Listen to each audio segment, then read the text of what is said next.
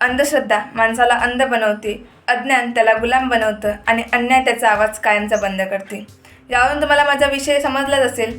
नमस्कार, मी अश्विनी शिवाजी वनारे. आज ज्या विषयावर बोलणार आहे तो विषय एका महान समाजसुधारकाशी जोडलेला आहे. तो विषय म्हणजे अंधश्रद्धा, अज्ञान आणि अन्यायाविरुद्ध महात्मा फुलेंचा लढा. तुम्हाला माहिती आहे का, अंधश्रद्धा म्हणजे काय? अंधश्रद्धा म्हणजे फक्त चुकीच्या गोष्टीवर विश्वास ठेवणे नव्हे, तर भीती आणि अज्ञानातून निर्माण झालेला आंधळा विश्वास म्हणजे अंधश्रद्धा. अंधश्रद्धा जिथे आपण एखाद्या गोष्टीचं खरं कारण जाणून न घेता त्यावर विश्वास ठेवतो, तेव्हा तिथे अंधश्रद्धा निर्माण होते. जिथे विचार थांबतात तिथे अंधश्रद्धा निर्माण होते. अन्याय म्हणजे काय? अन्याय म्हणजे फक्त चुकीचं वागणं नव्हे, तर एखाद्याच्या हक्कावर डाका टाकणं म्हणजे अन्याय होय. अज्ञान म्हणजे काय? अज्ञान म्हणजे शिक्षण घेणे नव्हे, तर योग्य माहिती असूनसुद्धा त्या माहितीचा योग्य वापर न करणे म्हणजे अज्ञान होय. आज आपण ज्या काळात जगतो तो तुलनेने प्रगत आहे, परंतु एक काळ असा होता ज्या काळात जो काळ अंधश्रद्धा, अन्याय आणि अज्ञानात बुडालेला होता. या काळा अंधारामध्ये माणसाला माणूस म्हणून जगण्याचं भान नव्हतं, स्त्रियांना माणूस म्हणून सुद्धा मान नव्हता. अशा काळ्या अंधारात विषमतेत जगणाऱ्या लोकांसाठी महात्मा फुले एक तेजोमय दीप ठरले. त्यांनी स्त्रियांसाठी शाळा उभी केली. त्यांनी स्त्रियांना चूल आणि मूल या संकल्पाच्या जखळातून बाहेर काढलं. म्हणून मला म्हणावेसे वाटते, स्त्री शिक्षणासाठी रात्रदिवस होऊनी चंदन, स्त्री शिक्षणासाठी रात्रदिवस होऊनी चंदन, त्या ज्योतिबाला माझे त्रिवार वंदन, त्रिवार वंदन. मला माहिती आहे, जेव्हा हा महाराष्ट्र पूर्ण साखर झोपेत होता, जेव्हा याला अन्यायाविरुद्ध लढण्याची त्याच्यामध्ये ताकद नव्हती, जेव्हा माणसाला माणूस म्हणून जगणं अवघड होतं, तेव्हा या समाजाला एक महात्मा जन्मला.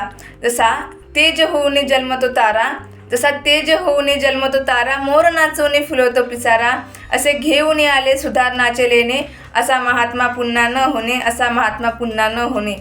तुम्हाला माहिती आहे काय, क्रांती म्हणजे काय? क्रांती म्हणजे अचानक झालेला बदल किंवा क्रांतिकारक बदल. महात्मा फुलेंनी अंधश्रद्धा, अन्याय आणि अज्ञानाविरुद्ध आवाज उठून एक क्रांती निर्माण केली. म्हणून त्यांना क्रांतीसूर्य महात्मा ज्योतिबा फुले असे म्हटले जाते. त्यांनी शेतकऱ्याचा आसूड या ग्रंथामध्ये लिहिले आहे, विद्येविना मती गेली, मतीविना नीती गेली, विद्येविना मती गेली, मतीविना नीती गेली, नीतीविना गती गेली, गतीविना वित्त गेले, वित्तविना शूद्र खचले, आणि एवढे अनर्थ फक्त अविद्येमुळे झाले. अशा भाषेत त्यांनी विद्येचं महत्त्व समजून सांगितलं. त्या काळात दलित कुटुंबातील लोकांना शिक्षणाचा अधिकार नव्हते. ते शाळेत शिकायला आले की त्यांना तुच्छ मानले जायचे. तेव्हा महात्मा फुले असे म्हणतात, हा सूर्य रोज आमच्या डोक्यावरती राज्याभिषेक करते, तेव्हा त्या सूर्याला आमचा विटाळ झाला नाही. आम्ही रोज या मातीवरनं चालतो, तेव्हा त्या मातीला आमचा विटाळ झाला नाही. आम्ही थकल्या भागल्यावर एखाद्या झाडाच्या सावलीखाली बसतो, तेव्हा त्या सावलीला आमचा विटाळ झाला नाही. आम्ही एखाद्या उघड्या ओढ्यातलं पाणी पितो, तेव्हा त्या पाण्याला आमचा विटाळ झाला नाही.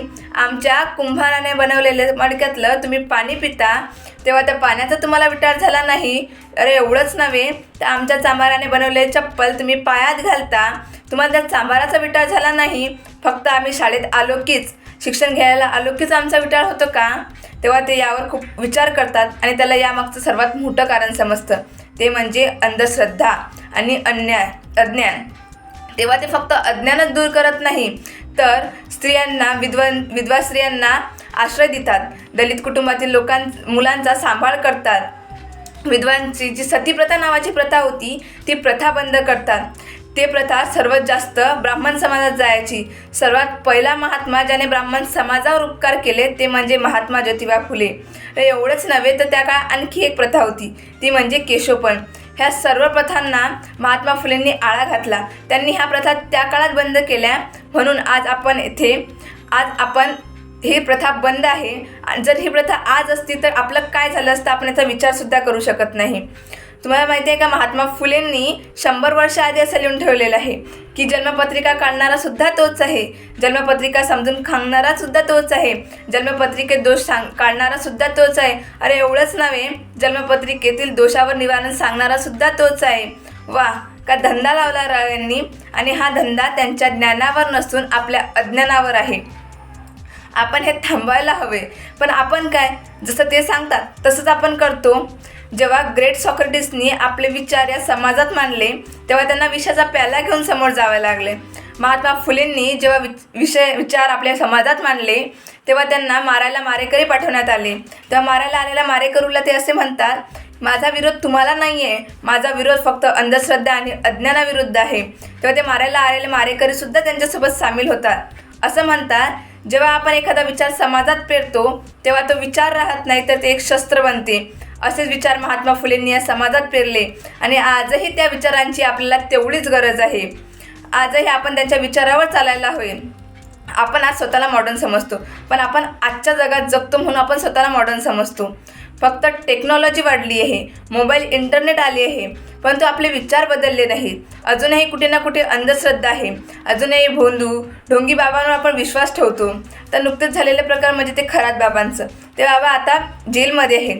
आपण त्यांच्यावर विश्वास ठेवतो, त्यांचे धंदे आपण त्यांच्यावर विश्वास ठेवतो म्हणून चालतात, पण या अंधश्रद्धांना आळा घातला पाहिजे। आपण फक्त टेक्नॉलॉजी वाढून चालत नाही, तर आपण ते आचरणात आली पाहिजे, तरच आपला खऱ्या अर्थाने आपला विकास होईल। मला फक्त या वक्तृत्वातून एवढेच सांगायचे आहे, जर कुठे आपल्याला अंधश्रद्धा दिसली तर आपण गप्प बसायला नको, आपण त्या अंधश्रद्धेविरुद्ध आवाज उठायला हवा। जर अज्ञान दिसले तर त्याचे ज्ञानाचा दिवा प्रज्वलित करायला हवा। जेव्हा एखाद्या ठिकाणी अन्याय दिसला तर त्या अन्यायाविरुद्ध आवाज उठवायला हवा। आपण गप्प बसून चालणार नाही, आपल्याला त्याविरुद्ध आवाज उठवायला हवा, कारण महात्मा फुलेंनी आपल्याला संघर्ष करा असं सांगितले आहे। आपण याच्याविरुद्ध आवाज उठवून संघर्ष करायला हवा, तोच खरा महात्मा फुलेंना दिलेला सन्मान असेल। कारण महात्मा फुले हे एक व्यक्तिमत्व नव्हते, तर ते एक क्रांती होते, ते एक विचार होते आणि त्यांच्या विचारांचं जागर आपण करायला हवा। पण अंधश्रद्धा, अन्याय आणि अज्ञानाविरुद्ध लढायला हवं, तो खरा महात्मा फुलेंना दिलेला सन्मान असेल। म्हणून मला एवढेच सांगायचे आहे, जर अंधश्रद्धा दिसली तर त्याचा आवाज उठवा। एवढं बोलून थांबा। प्रेक्षक हो, तुम्हाला आमच्या स्पर्धकाचा व्हिडिओ नक्कीच आवडला असेल। आता या स्पर्धकाला जिंकवून देण्यासाठी तुम्ही सुद्धा मदत करू शकता। या स्पर्धकाचा व्हिडिओ लाईक करून, तसेच स्पर्धकाला प्रेरित करण्यासाठी त्या व्हिडिओवर कमेंट करून, आणि हो, जास्तीत जास्त लोकांपर्यंत हा व्हिडिओ शेअर करून, आणि हो, हा व्हिडिओ शेवटपर्यंत पाहिल्याबद्दल आपल्या सर्वांचे मनपूर्वक आभार।